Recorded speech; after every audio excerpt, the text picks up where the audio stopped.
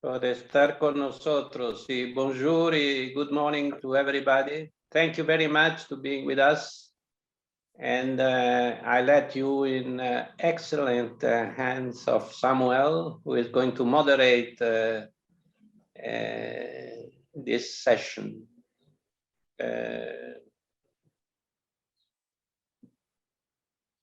Well, nothing else to add. I am just helping Samuel if there is any questions in the chat that you can see, I can pass it to you. Muchas gracias, Roberto. Thank you very much, Roberto. All for being here. Voy a hablar la mayoría del tiempo en castellano. I'm going to speak most of the time in Spanish because I always have to speak in a different language, so I will take advantage that the event was originally hosted in a beautiful country, a Spanish-speaking country. So that's why we will continue in that language. Even so, the different speakers have only 3 Spanish-speaking speakers. So we will have different instances to answer your questions and also to hear your interventions. Thank you everyone for being here. Every time that the ILO asks me to collaborate in these type of events, and I'm not saying because they are hearing this, but I'm very happy to be in this kind of forum. And even so, in a time like this, when we are treating and dealing with topics like finance and solidarity and social economy, it's a pleasure to be able to collaborate with the ILO in such a great project.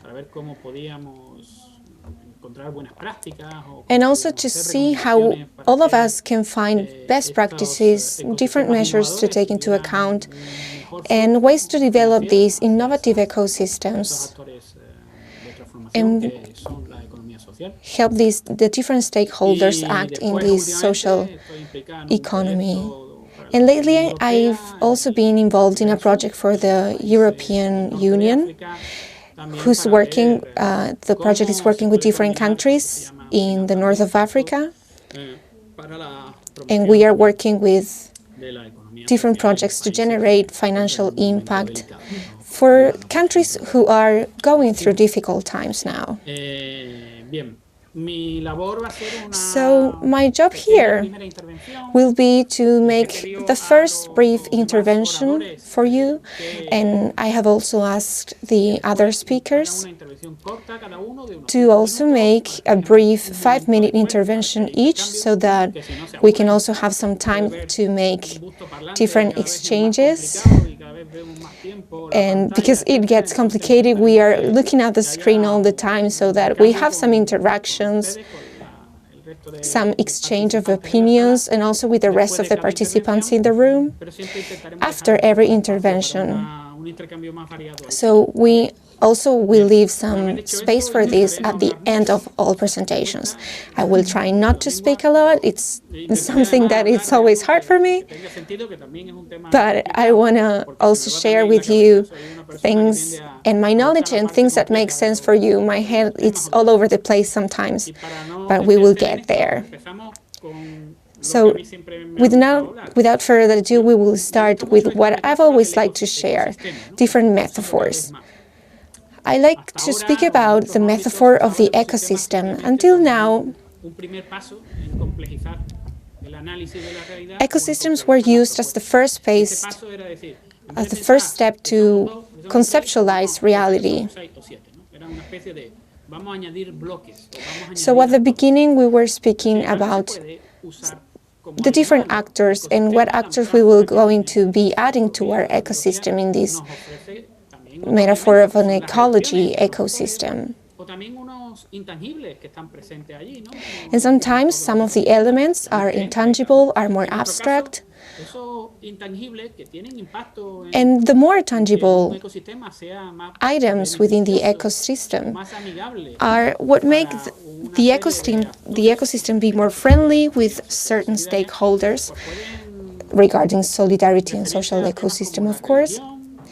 And there are also different concepts and aspects that can be referring to more abstract concepts such as religion, past history, and that energy coming from changes in model also sometimes have also promoted different changes in the ecosystem as well. So from the perspective of finance, we need to see how this ecosystem can channel the fund for some actors that are really transformative in our reality, who can manage to turn our ecosystem into a more beneficial one for ourselves and for the rest of the society. An ecosystem that is more friendly, that is devoted to the well-being of the society, and that addresses the needs of those who need the most.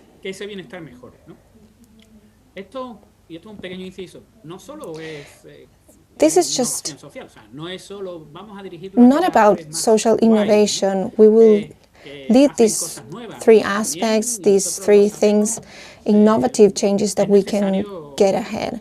It is also necessary to carry on with our traditional work.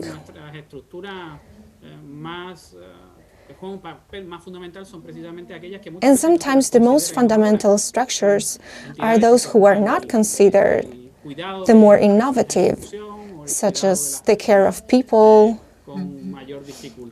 caring for people who have more difficulty to move between territories. A lot of topics that are now in everybody's mind. How can we improve the flow towards these actors and stakeholders? For example, by different dams. We will see some of these examples today, like in the Work Fund from Quebec, working with different public actors to devote and allocate funds, budgets. We can also see some other cases, such as Ecuador, with different aligned projects. And for those who are more inclined towards cooperative work, taking the example from Italia in the 80s, having different projects surpassing millions and millions of dollars in funding. And there can also be some dams which, depending on the ecosystem, can be more or less relevant.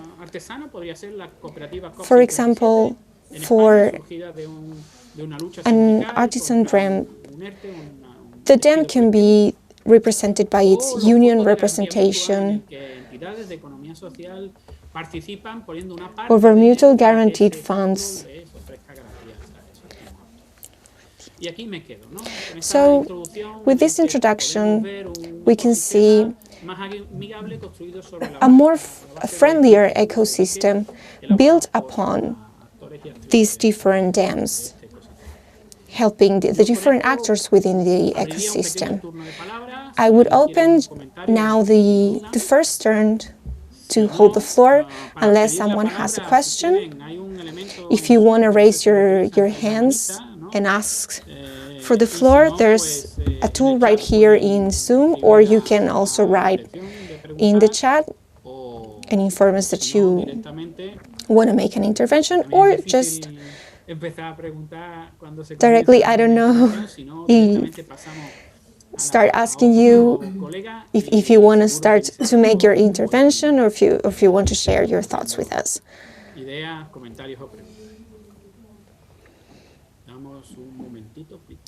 So I will give you a moment.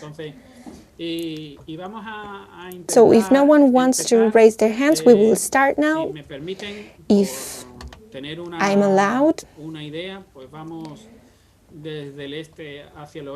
going from east to west, if what I will do is to start by, I don't know if you're there already.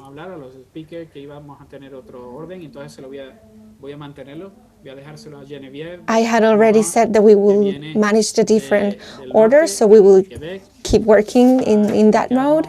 Genevieve was going to be the first, because they all work in very interesting and wonderful organizations. Thank you very much, Samuel. Good morning, everyone. It's a pleasure to be here with you today. I want to speak about the Action Fund, which is a fund for workers created by an initiative by Quebec and the Union of Workers.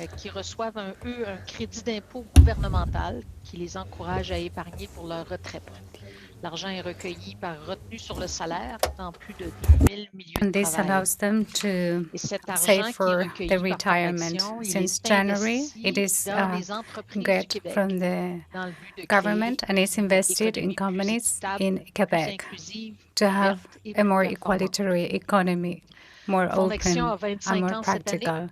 The fund will be taken into account this year. $2 billion will be provided to this.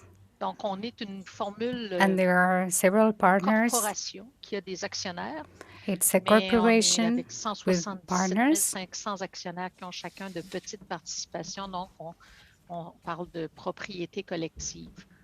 D'autant plus que cette propriété collective-là, elle This est collective aussi par le lien avec la Confédération des has syndicats the nationaux, link donc le with the syndicat. confederation, La CSN with the désigne 5 des 15 in membres du conseil d'administration. Donc, elle est they have members of the organization, and they have the reference action. It's essential for all. People cannot sell actions, they cannot set funds. It is a network that has responsible people that promote of the importance on how important it is to save up for retirement. So that is a tool that is important to democratize savings for retirement. This is very low for people. People pay $700 to economize $1,000, and when they do it with other regimes, here in Canada, they would be $300 to the US. Why was this done? Why the SSNS did that? It's a tool, and several of them were created, that allow the transformation of the economy. It's a partnership.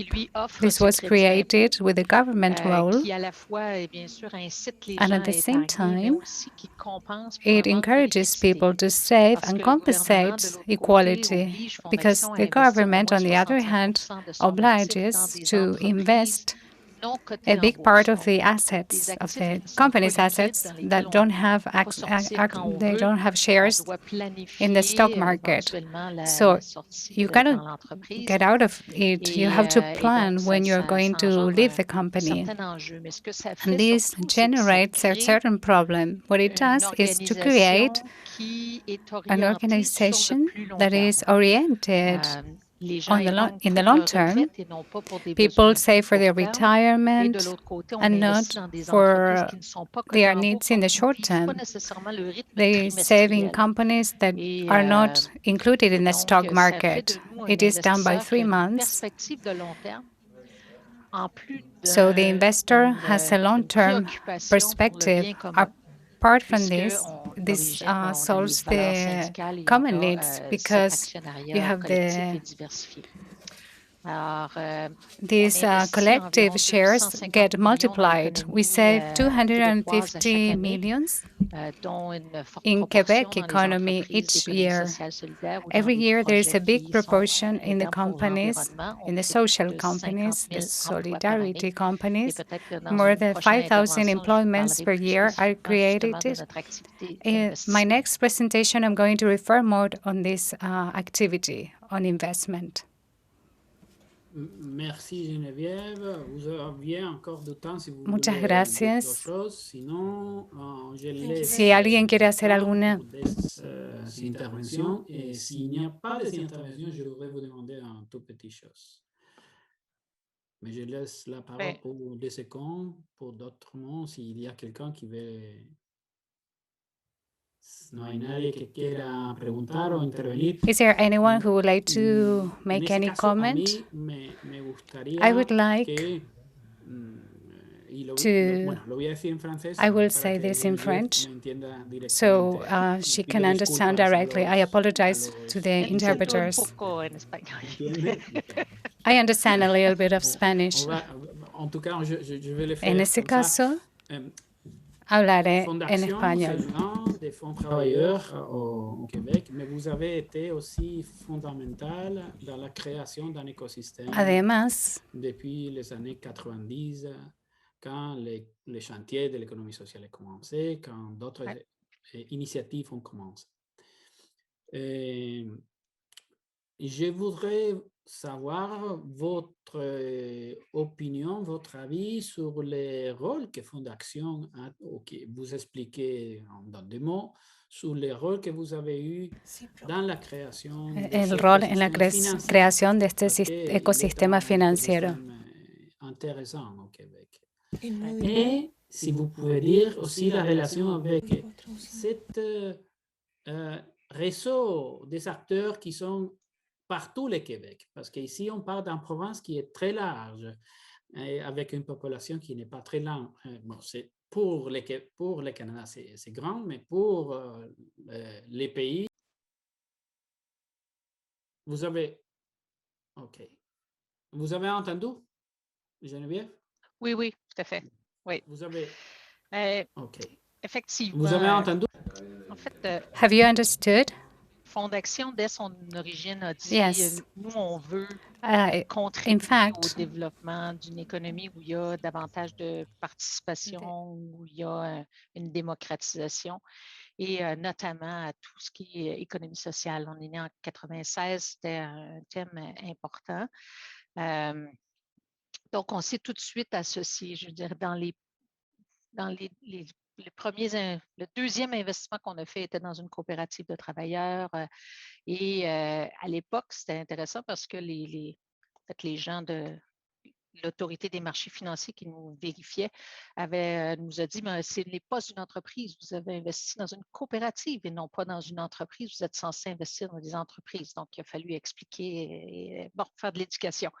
Mais donc, oui, on a eu l'opportunité, on a travaillé avec l'autre fonds de travailleurs d'ailleurs et avec un outil gouvernemental appelé Investissement Québec à la mise en place et de l'appui du gouvernement fédéral par une subvention à la mise en place d'un outil extraordinaire qui s'appelle la fiducie du chantier de l'économie sociale. The government from Quebec established a federal form qui sont un peu l'équivalent du capital action donc, on fait un prêt pendant 15 ans sans aucun remboursement de capital.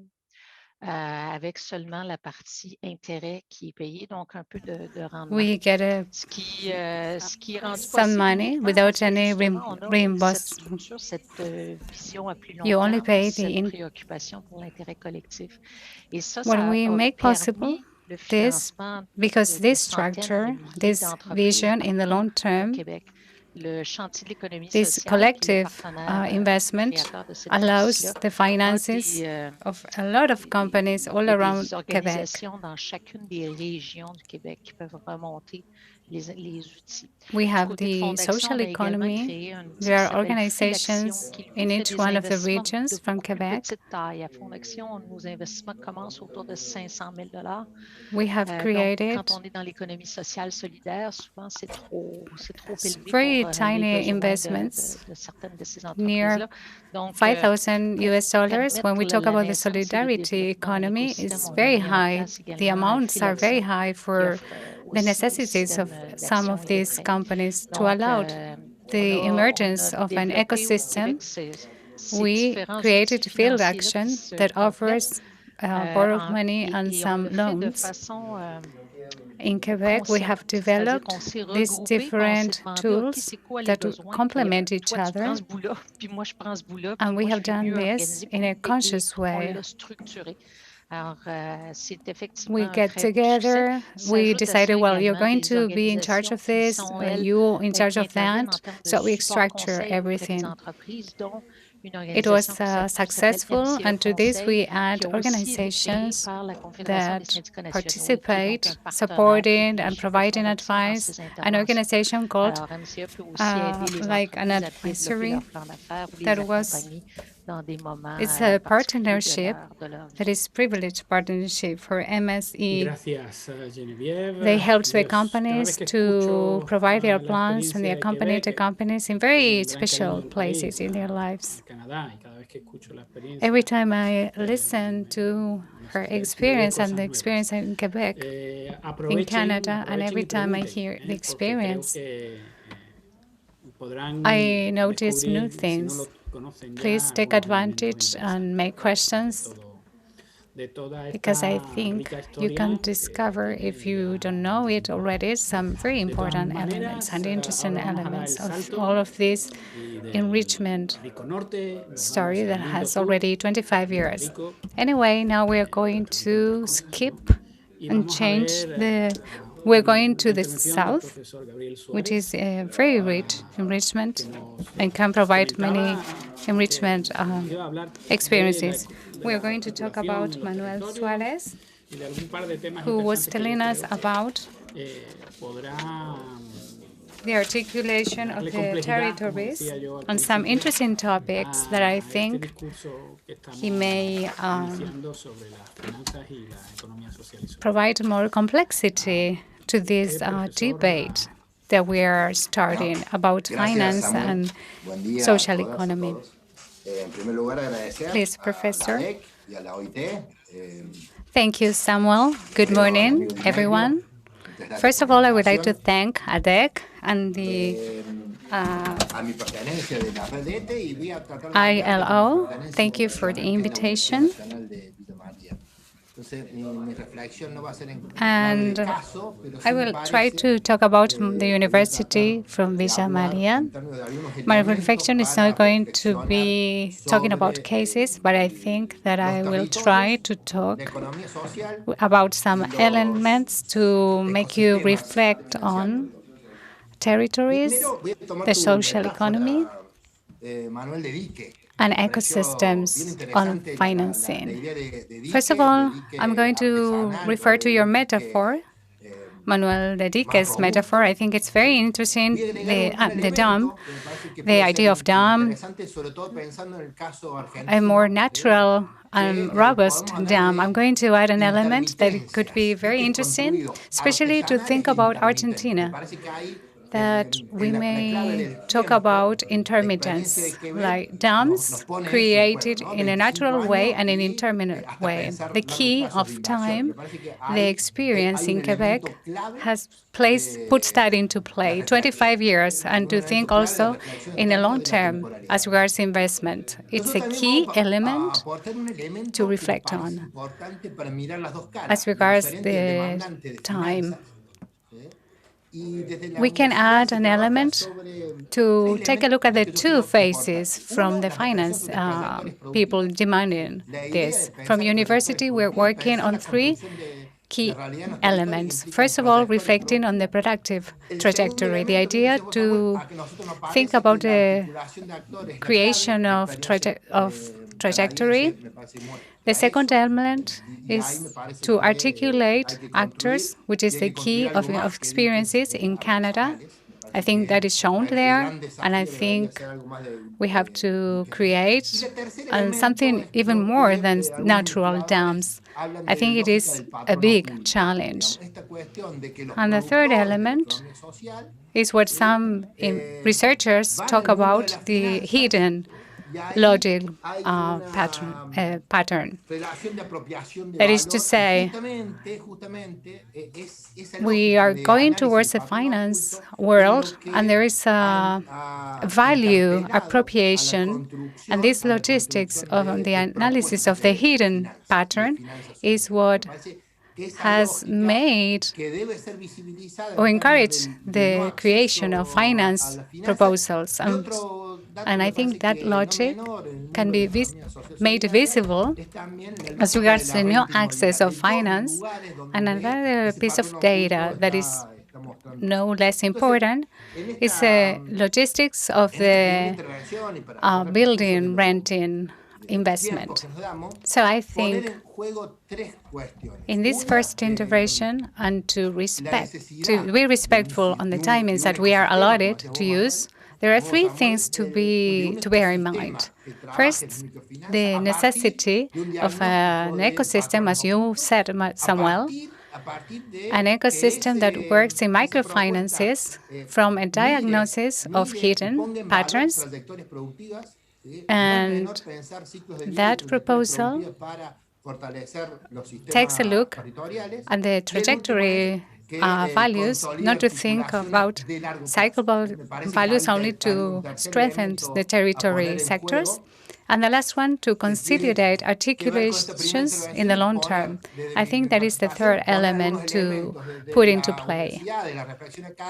And I think it has to do with the first intervention to provide some elements from the university and the academic reflection.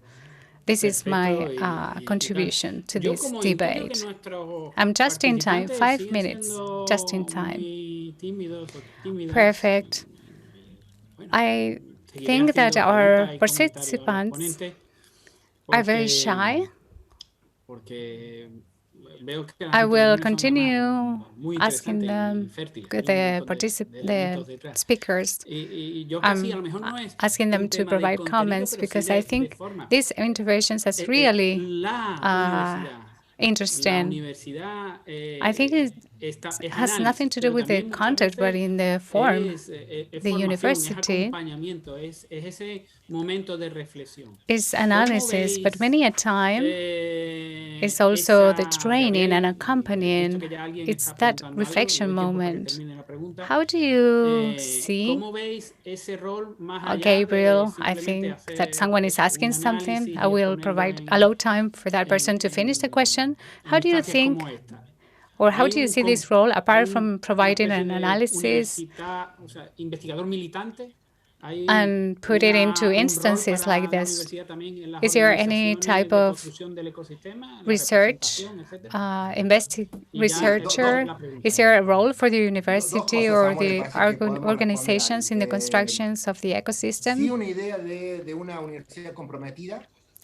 Two things, Samuel. I think I can answer that question.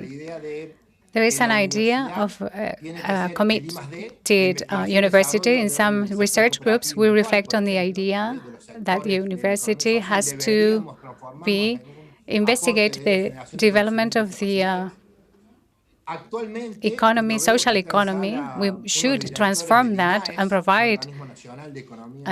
providing training currently. And I see that in the room, we see some people from the INAES. We are articulating with them a seminar about how to cooperate in the territory.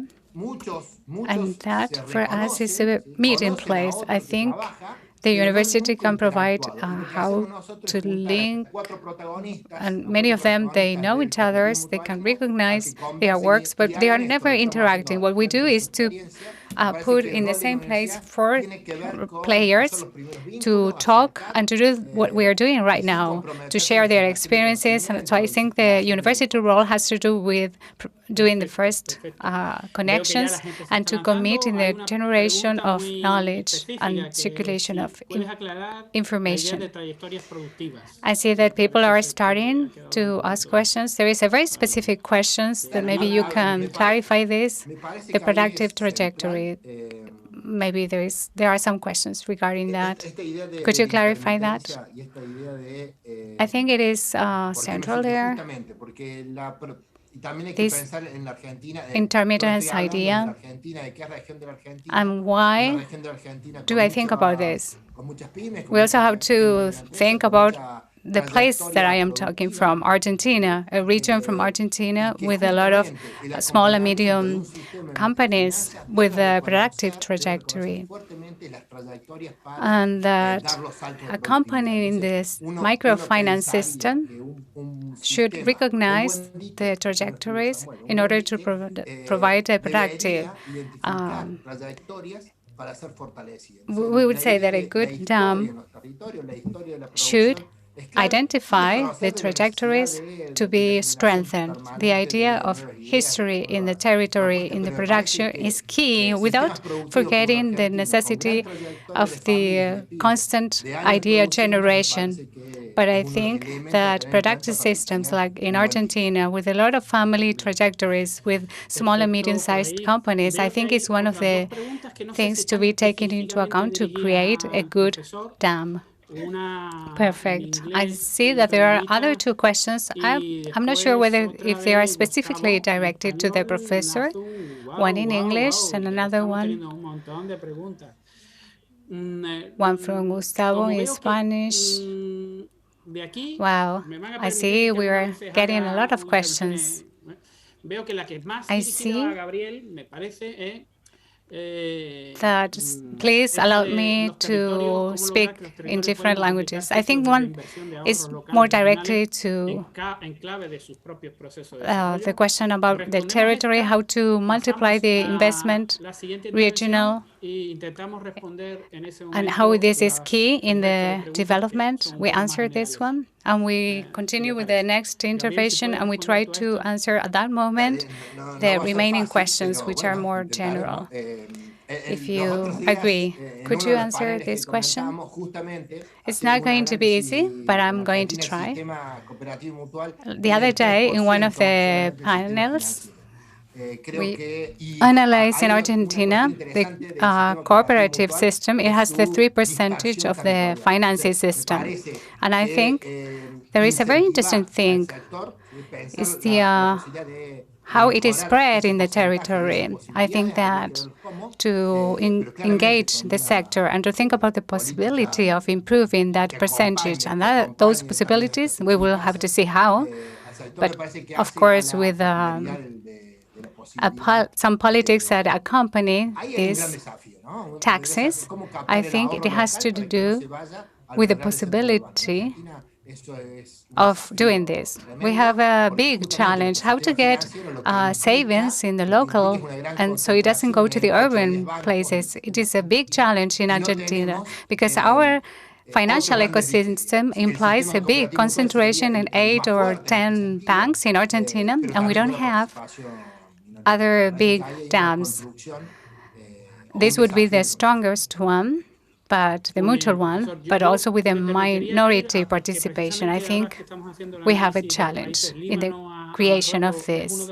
Thank you, Professor. Would you like me to add? Precisely now that we are analyzing from Morocco countries and from the Lebanon, we are analyzing on the perspective of investors, what we call impact investment. And there are some elements that are more problematic, what in English we talk about the deal flow, or trades that can be done by investors. That concept that there is a flow, the investment possibilities so that the investors can be relevant enough and sustainable and with quality. So it is a result of many other elements. We can talk about the risk problem, and then we have the guarantee funds, which will be dealt later on. And we are other actors providing support.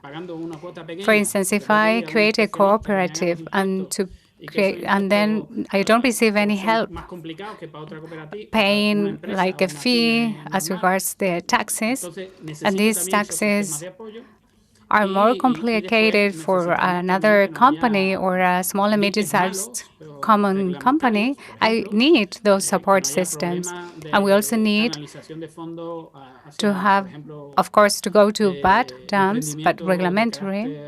And there is no channeling problems in entrepreneurships or investments with no, like it was said before, we cannot invest in an entity that is not a company because they thought that the cooperatives were not. I'm not saying that they are not. But there was another, there are many elements. They are very complex questions, but I don't want to make a mess of this. We will go directly to another continent. We are going to go to a marvelous continent that lately I am more connected with this. It's Africa. I'm going to start speaking in English. I apologize to the interpreters. This is a wonderful continent. Kenya, which I've never been to, is also a wonderful country. And it is a country that, in my studies, has emerged several times as a source of inspiration, and also with the several best practices. So for me, it's a pleasure to have here a speaker coming from that lovely country. And now the floor is yours. Ndiritu Murithi, I don't know if I pronounce it properly, but the floor is yours. Yes, you have. And thank you, Samuel. And good afternoon from Nanyuki. This is in the central contribute discussion in terms of an ecosystem. What I think, Samuel, I can contribute to the discussion in terms of an ecosystem I think that makes it, or that is able to finance innovation. I think in Kenya generally, it would be mobile money. As you might already know, of loans, bank loans, or loans made by the the 75% of loans, bank loans, or loans made by the banking sector today are made using mobile platforms. Many small lenders, and this allows basically not just normal commercial banks, but many small lenders to basically lend using electronic wallets based on a mobile phone. So you can receive payments, you can pay for your bills, you can transfer money just using your mobile phone. And this has made it, this has very impressively increased financial reach, penetration of financial services. Of course, it makes and if you think about the current issues around the COVID pandemic, of course, it makes transactions, including e-commerce type of transactions quite possible, including in very rural settings. So I think that what we have to offer today is that possibility of using mobile money, and it's not just to make payments, it is that now a much fuller range of financial services, including loans, are then able to be made on these platforms. Of course, there's some traditional institutions that help make it better. Credit bureaus and so on, because then the transaction is in real time, and even the querying of the credit bureau is in real time. and that has enabled. And I would think that today, maybe as much as 40 or 50% of economic transactions are actually on mobile money. And I think that the ecosystem and surrounding that has proven very useful indeed. If I could comment on just two other things that my predecessor spoke to, and there was a question, I think, by Caroline or Carolina about solidarity and the whole question of cooperatives. And to my understanding, and the way it works here in Kenya, is that cooperatives are based on an idea of a common bond.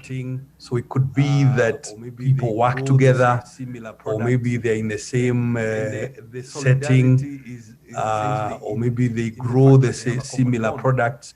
And the solidarity is essentially in the fact that they have a common bond.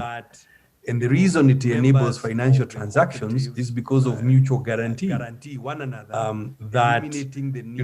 members of the cooperatives guarantee one another, eliminating the need for traditional securities as happens when people are dealing with commercial banks. So I think I better stop there and welcome any questions that either the participants or the panelists may have. Thank you, Samuel. One of the questions. You're welcome. It's great that you already addressed one of the questions from Carolina Christensen. In any case, if there is another panelist that want to address it later, we can address it now. One question from Gustavo that is related to I would like, let's say, one question from Gustavo that is related to taxes, let's say, and since you were not, you're also here in the best of public representative, okay, an elected representative at least. Maybe you can have some views on that. The question reads, because I'm going to translate it, the question reads, how can we retain tax resources in the territory, and so we can avoid that the nation, the federal level, sees the resources that are produced by the territory. Okay, that would be the question from Gustavo. Yes.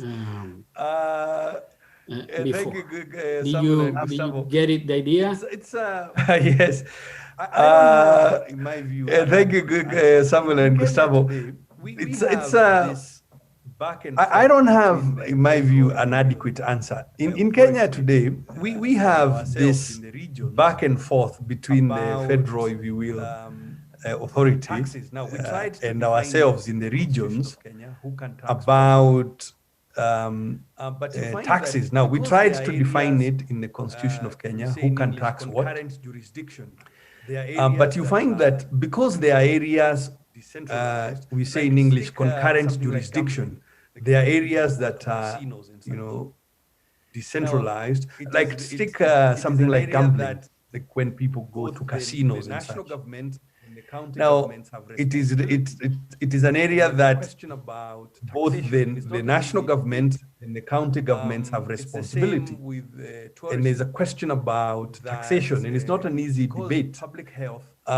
It's the same with tourism, that because public health is a sort of county function. I don't know, Gustavo, regulating food sales and things like that is at county level. So I don't know, Gustavo, what answer I can give you, except to say that I think the various territories have to continue to negotiate such, because obviously for local governments, they need resources to provide services. And where national governments intrude, it makes it difficult then to raise adequate resources. And in terms of these financial mechanisms we are talking about, of course, mobile electronic transactions, the regulators have a of time keeping up to see the transactions and to have visibility to tax them. So I hope it's work in progress. Yes, Can yes. Most of the time, most Gustavo, I know it's not complete, but progress. Most of the time, most answers are going to be like that. Fortunately, we are not the, God Almighty that can change things or know everything. But there is another question that I want to address because it's addressed to you, and that I want if you can give a rapid answer before we go into the fourth panelist. And the question reads, because it's in English, I don't know if you have read it there, is about the typical average interest rate on the mobile phone loans, and if there are initiatives to protect consumer and to protect consumer against excessive debt. Are very the interest. Thank you, Samuel. The interest rates are very comparable to for commercial banks, and they are already very, very high because it could be 11, 12, even 13% because on an annualized basis. There is an effort to protect the consumer because we've been doing some studies to see how many loans, because of the convenience, I think the customer can get carried away. So there is an effort to educate consumers and to try and the consumer may not see because sometimes when the loans are for short periods of time, it could be in the consumer may not see immediately the annual cost of it, and it can be really high. It could be in the 20, even 30% range because of when they take it, let's say for 30 days, then after a little while they take another for 30 days and so on. How do we guard the consumer against excessive debt? The one way we've been doing is that the lender needs to use the credit bureau to query the credit bureau, which helps to see, the exposure of the customer. But I fear that it is actually not really sufficient. Because also what we are seeing, if you look at the credit bureau data, now maybe as much as 90% are from mobile transactions. These are for small amounts, but that is where we are. Thank you, Ndiritu. Now we're moving to another country. Okay, thank you, Ndiritu. Now we're moving to another country. Y voy a pasar al español. And I'm going to turn to Spanish once again. I apologize. We will turn to one of the countries which I'm very fond of. In this case, it's a country in the American continent. A country which has recently celebrated elections and that will teach us some examples, very interesting ones, about this dance. Without further ado, Javier, you have the floor. Thank you very much, and thank you for inviting me to share a little bit about our experience. To make the best use of the time possible, I would like to say that the development of social and solidarity economic in a country was a little bit messy. We had sometimes focused on cooperative acts, sometimes in the activity held by ministries and different institutions. Among them, the main ones were credit cooperatives and different financial institutions supported by the banks. But in 2008, with our new constitution,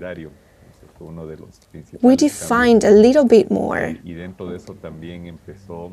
the social and solidarity system of Ecuador. And that also helped us start define the solidarity economy. This sector made up of people organizations, also held by the public sector, by the private sector, and different cooperatives. So from 2008, based on the new constitutions and these concepts, we created a new law by 2011, which defined much deeper the different types of institutions, organizations, and also new organizations were created so as to group different organizations within this concept of an alternative economic model. A superintendency was also created to register the different institutions, and that was our first surprise. It was like a census. We collected a lot of information, and we realized that in Ecuador we had more than several thousands credit cooperatives, more than 14,000 different community organizations. And that was a big surprise because in such a small country, having only 17 million people, there was a lot of diversity. So this was also a challenge after this, how we incentivize, how we promote it. On the one hand, we had the superintendency, creating an Institute for Social and Solidarity Economy, and on the other hand, a Corporation for Finance, for Popular and Social Finance was also created as a second step financing institution, helping a sector that was popular and democratized, and that also was also classified as a real sector for different productive organizations providing services, and on the other hand, the ones that belong to the financial sector. The latter represent in Ecuador almost 25% of the whole financial system of the country, and approximately 1/3 of this sector, of the private sector, meaning the banks. And in the last years, for which we already have some statistics and figures, we are seeing that the cooperative sector is growing even more than the banking sector. Even when we consider that these are very strong institutions investing a lot in advertising and different promotion activities. Not all of them were working correctly because not all of them were supervised, but they kept on growing much more than banks, which could be concerning because within this model, the logic says that we should go towards concentration, towards bigger institutions. But there's an alternative model going on. And we have found that cooperatives can loan with lower interest rates, and that is not always in agreement with our competitive model.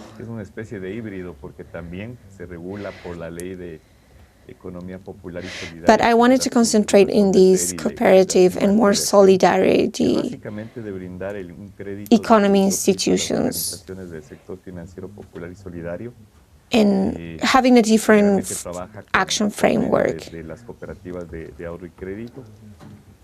Pero también de poder crear otro tipo de instrumentos financieros como lo que es fondos de garantía. All of these generally are working with different credit and savings institutions, but on the other hand, we also have different financial institutions providing guarantee funds and different implying also different guarantee requirements, which can access to bigger institutions, second step institutions. And the actors that access to this kind of financing are those who cannot access sometimes to public funds or to public bidding processes. Also for smaller cooperatives, which have different risks for financial institutions and sometimes do not qualify as the best institutions to be saving within this system, but they can guarantee that, of course, their money will be safe as long as you invest in the same cooperative. So from the very same institution, sometimes it's not possible to invest unless you have a AAA qualification or rating. But it can be trusted if you place your money within the same cooperative. It's still necessary to strengthen the sector because many of them do not always have access to these same financing resources. So we will be right there with them. We will not abandon them. We will be right there, and this is all for me. And if you have any questions, I will be willing to answer them. We already have some questions, of course, because your presentation has been very interesting. But we have a question emerging from Anita Morin, which is in line with something that we have already been speaking about.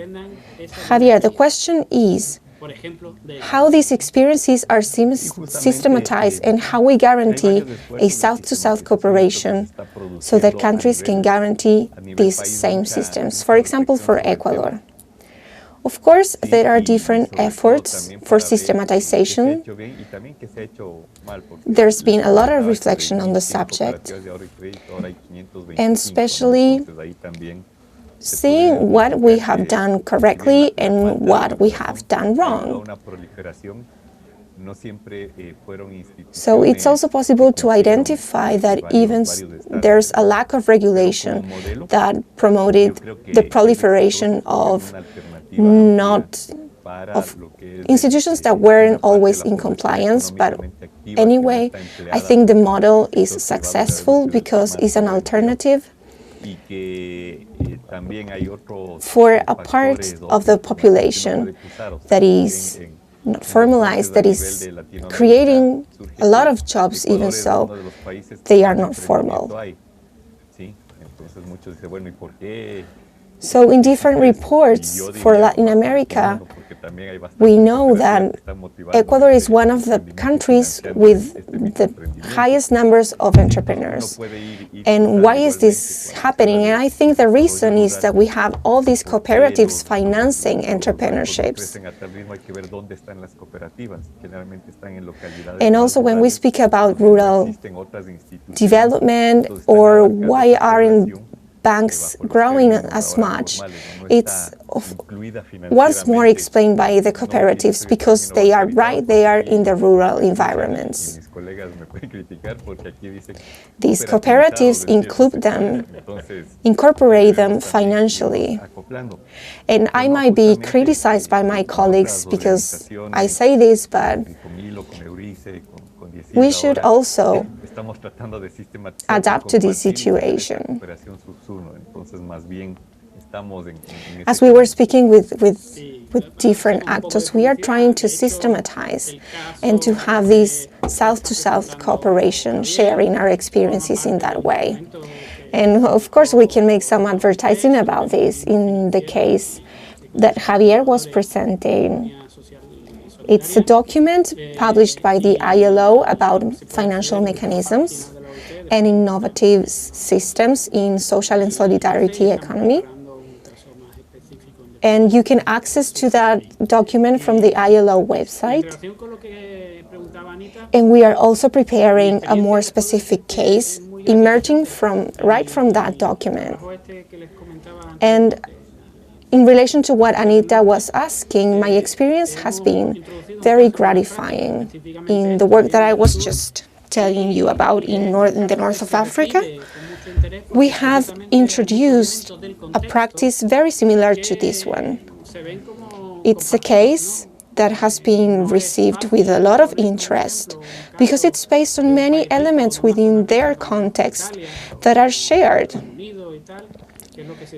It's not so simple to incorporate an example from a rich country such as Italy or some other country in Europe. But if we use the example from a place like Ecuador, there's similar cases of informality, similar contexts that are shared. So it's received with much more interest. And the possibility to learn is much bigger. So there's a series of questions that we still have to answer. But I had already promised the speakers that they will have a second intervention. I will give you then some time to answer, but we will start again with this little round, and we will speak about everything that has been left behind. So again, we will start with Genevieve. Genevieve, we're speaking with you if you have something to add. You have the floor. Aller un peu plus dans l'investissement, ce que nous faisons comme type d'investissement. D'abord dire qu'avant d'investir dans toute entreprise, nous faisons ce que nous faisons comme type d'investissement. D'abord dire qu'avant d'investir dans toute entreprise, nous faisons un diagnostic de performance globale. Donc, nous regardons comment cette entreprise se compare en matière de pratiques environnementales, sociales, de gouvernance. Comment elle se compare avec les autres. Ça nous permet de nous assurer qu'on respecte certains seuils de performance. Donc, si on travaille avec une entreprise dans le secteur forestier, il faut que ce soit des forêts qui sont régénérées, etc. Bon, ces préoccupations-là. Et aussi de cibler des améliorations possibles pendant la durée de l'investissement. Nous avons développé, utilisons une stratégie de finances durables, donc on privilégie les entreprises, les fonds ou les projets qui ont des impacts économiques, sociaux et environnementaux positifs. Quand Fonds d'action a été créé en 1996, l'objectif était d'en faire un fonds de développement durable. Et à l'époque, des mauvais employeurs, des mauvais citoyens corporatifs, de finances.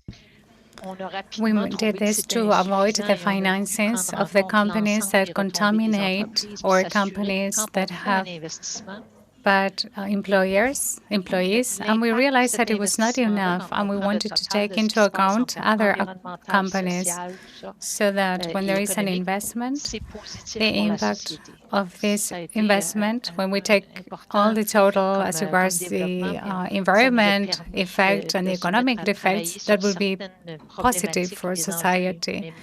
It is important as a development. And this allowed us as well to work on some problematics that we had. But we are going even further. Once we know what the impacts are, we go and look for them.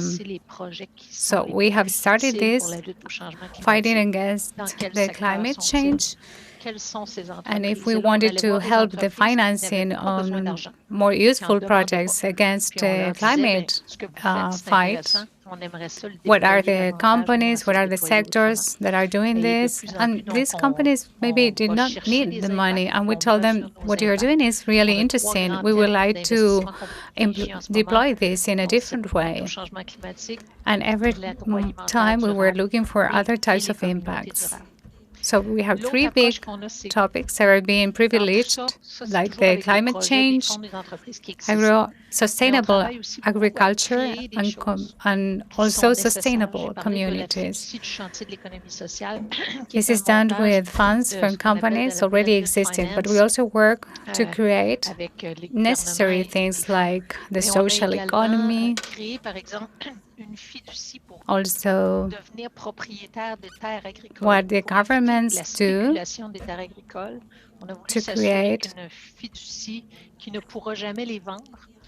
to own agricultural lands to avoid the overuse of these lands, so that these pieces of lands cannot be sold and the companies don't own them. So we started a program to favor how to approach this.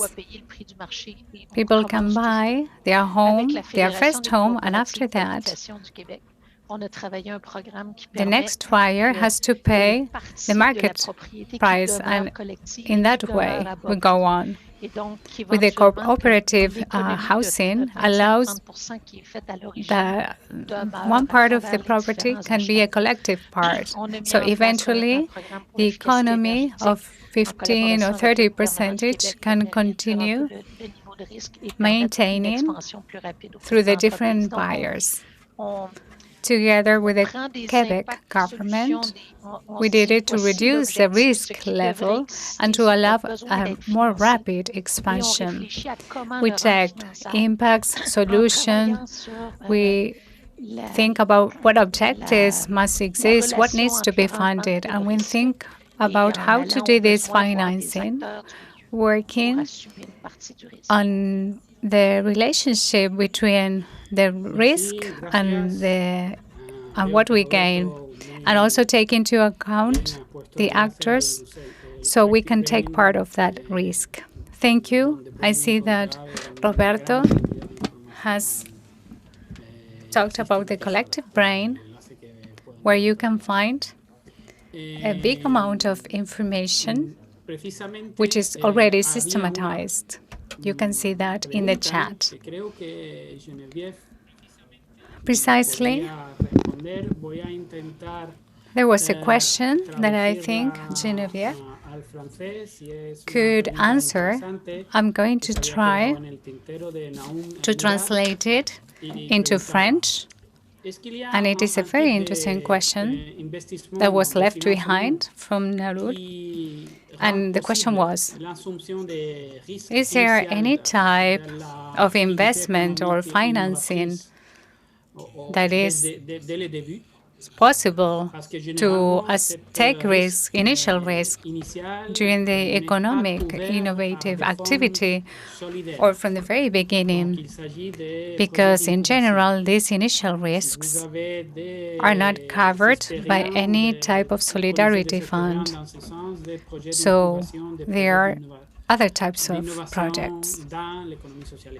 Do you have experience or information on this, on incubation projects and innovation projects in the solidarity economy? Geneviève, on ne vous entend pas. Vous êtes muted. Comment on dit ça? Oui. Donc on voit Geneviève, we cannot listen to you. Qui se mettent ensemble.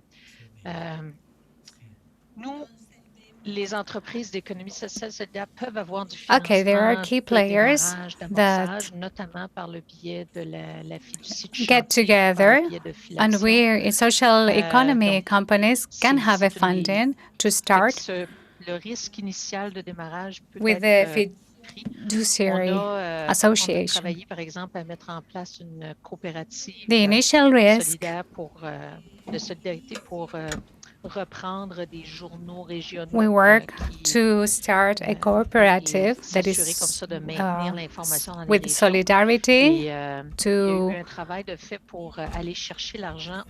gain regional diaries and to make sure that we have all the information in all the regions.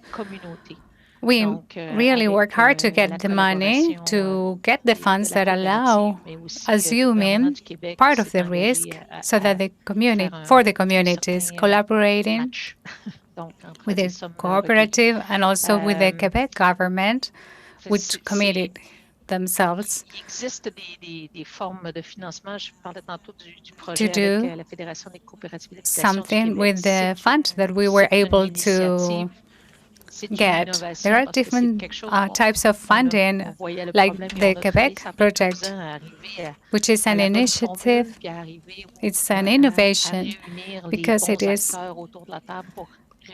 something that was done when we saw the problem and we were not able to reach a solution. We were not able to get all the key players in the round tables. So we have to work with organizations that have to be patient, that can take risks and allow this type of funding. Thank you very much, Geneviève.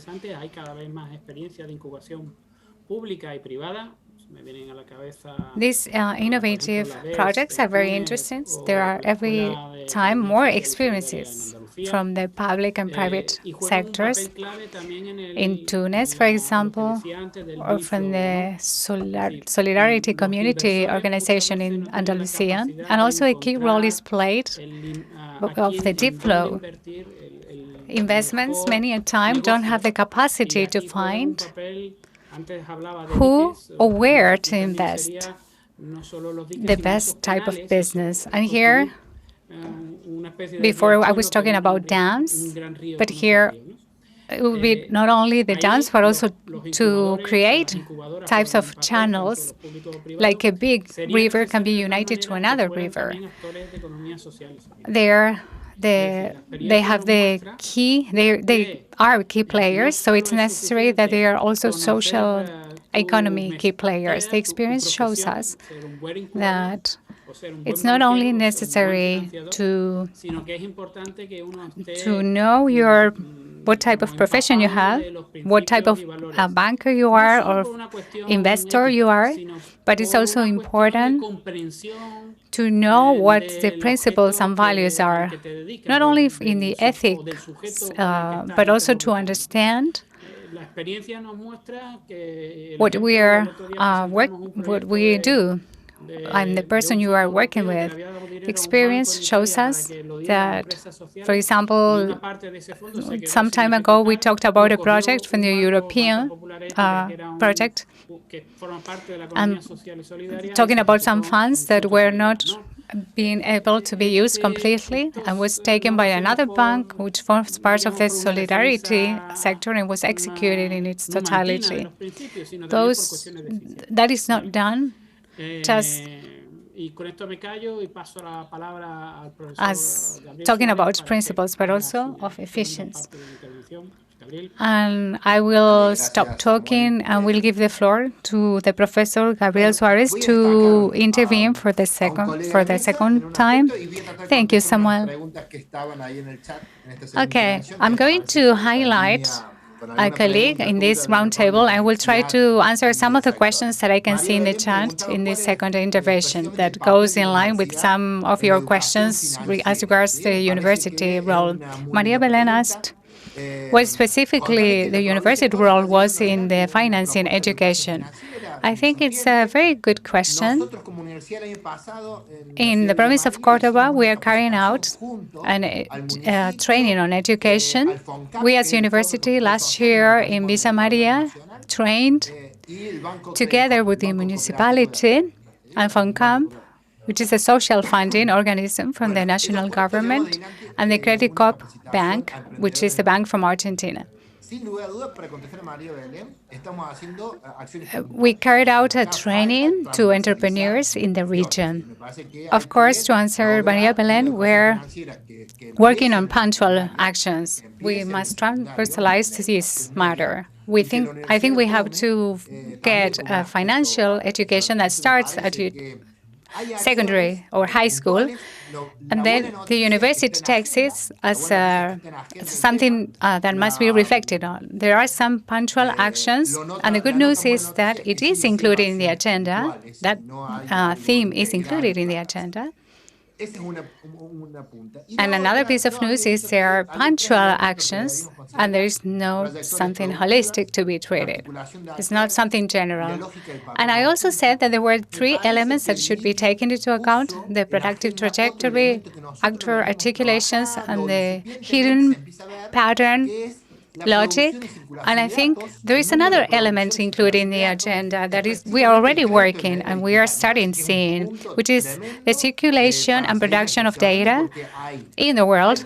Of course, in the digital area credit, that is something really important to be reflected on because we add value as regards production and circulation of data, who produces it, who gets the data, and how people behave. And of course, there might be a hidden pattern, logistic hidden inside, that instead of providing to the sector, it could be made the sector being seen as if they were appropriating, generating value. But I think it is something that should not be left out in the agenda, in the central agenda. So I really thank the person that put this topic into the central part.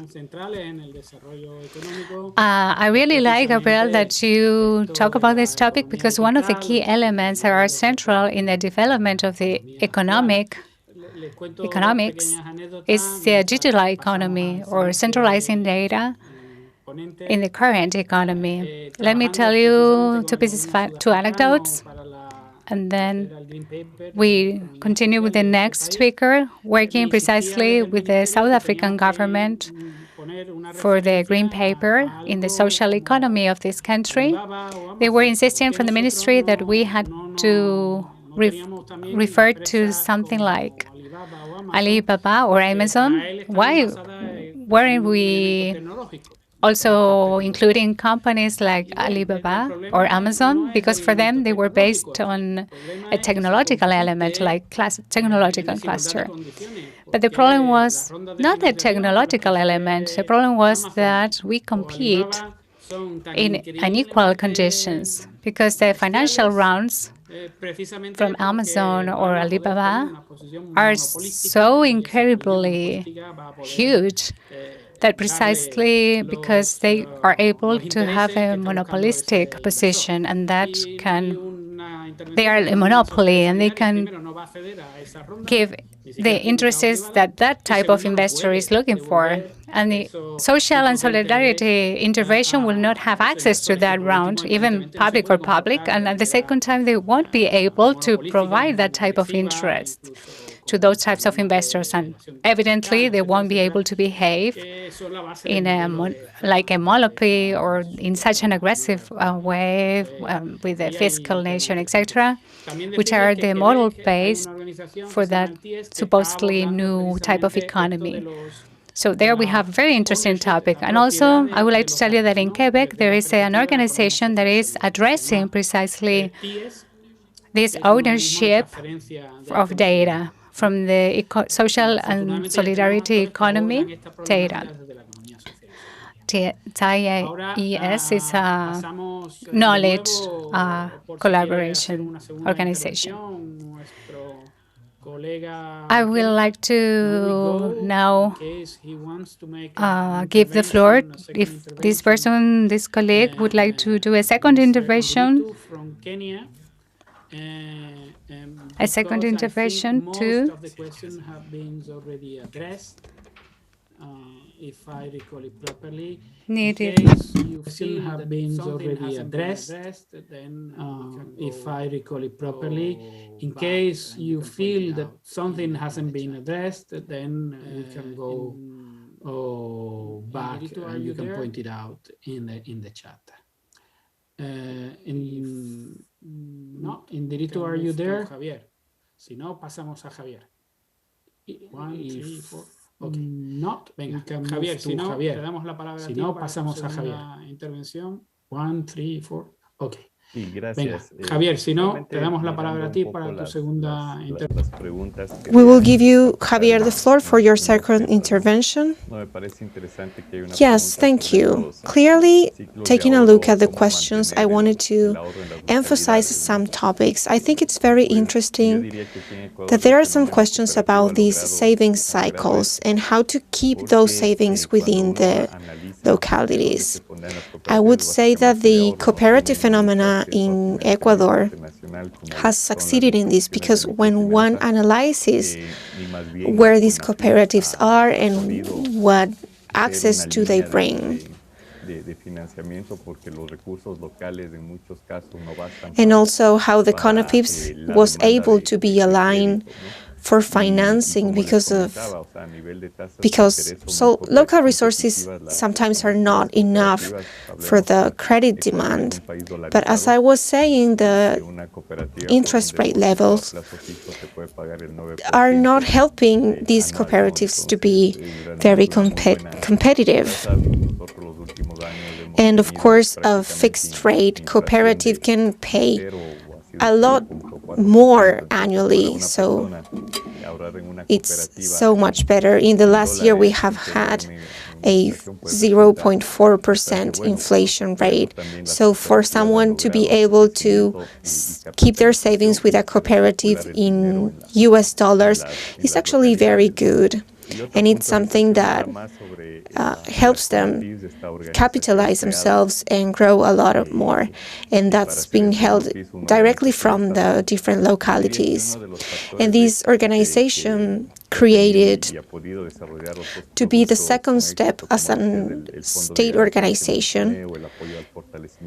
And one of the factors that helped create these products, such as the guarantee funds that I mentioned, or the fund to help different organizations, has a kind of autonomy that helps it self-finance and finance the resources it generates itself, helping different microcredit funds. And they all got all those resources together and decided to make it a resource for the people. And it's very good because it has a debt rate that is very low, almost 0%.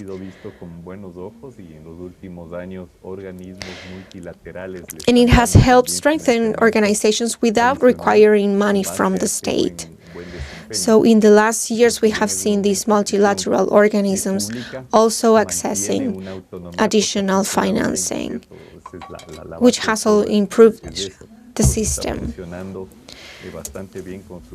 So it's an organization that has worked because it has kept by itself the whole process, and it's working quite well with the products it manages. And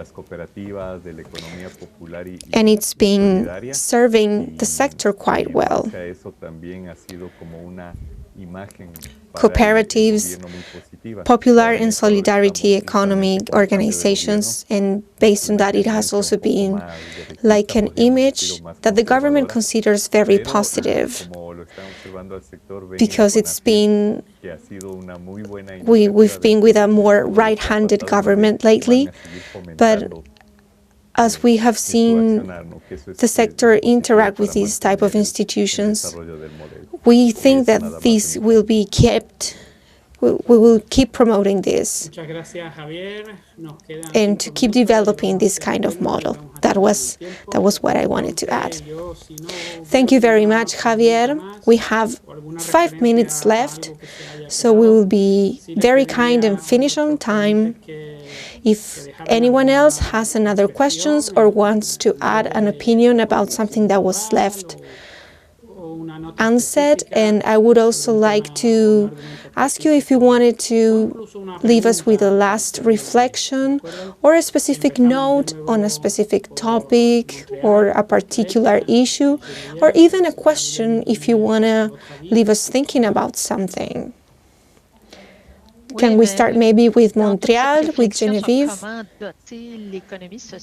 If you want to give us your opinion. In this reflection about how to give social economy different means and give it the capacity to innovate, I will say that one of the most important factors is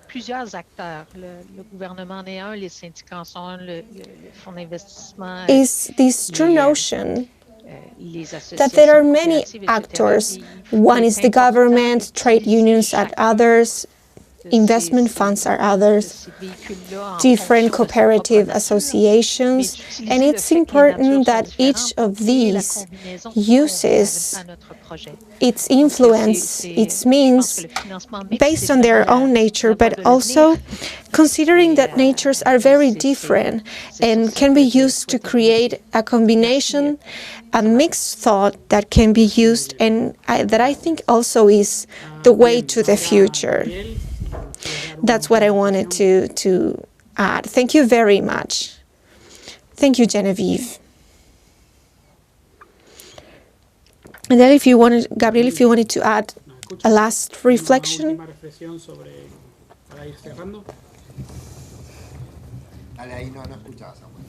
Gabriel, can you hear me?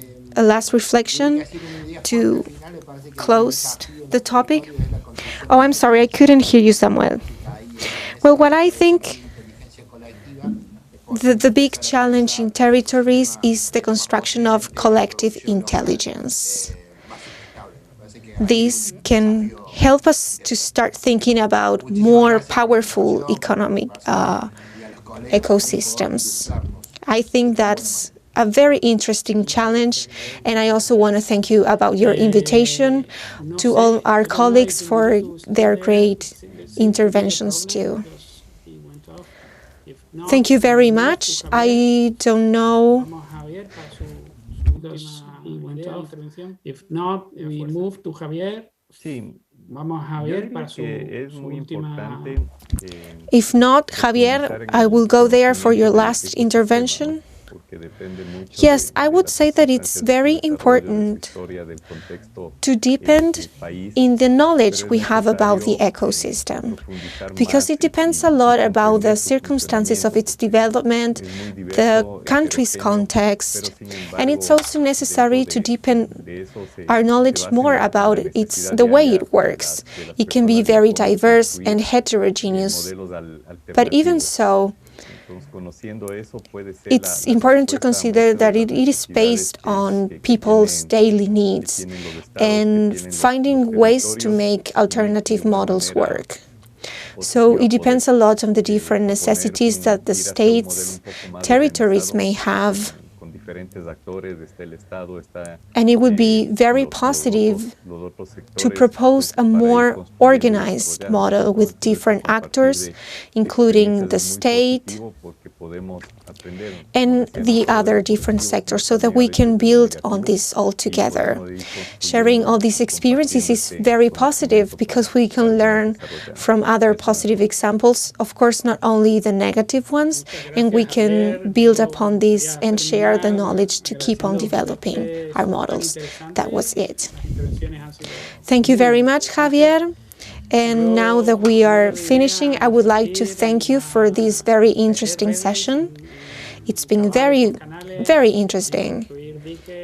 I would like to insist on how we can create more networks, deepen these channels, building dams, doing everything that is possible so that we can make it big and incorporating these efforts, public sectors, and going back to the initial metaphor, which was quite complex, I would like to simplify, but also make the situation as complex as it is once more.